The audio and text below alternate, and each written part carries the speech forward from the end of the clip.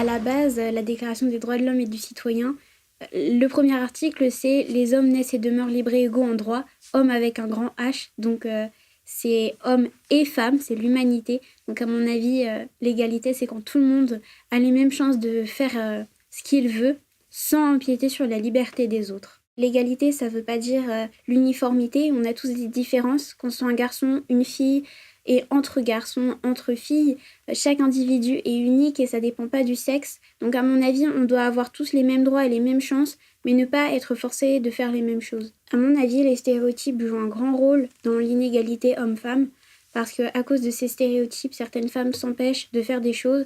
Les hommes aussi, ça marche dans les deux sens. Quand moi je suis allée en filière littéraire, la première question que mes amis m'ont posée, c'est est-ce qu'il y a des garçons dans ta classe? Ce qui est assez incroyable parce qu'on s'imagine que les garçons vont faire des mathématiques, que les filles vont se tourner vers l'écriture.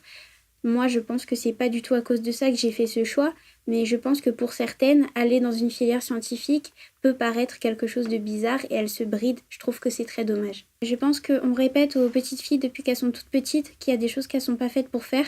Quand on offre un fer à repasser à une enfant ou un aspirateur et qu'à son frère on lui donne une petite voiture, je pense que déjà dès l'enfance, on les fait grandir dans des environnements qui sont pas propices à ce qu'ils se considèrent comme égaux, dans le sens où ils ont les mêmes droits de faire des choses qu'ils veulent.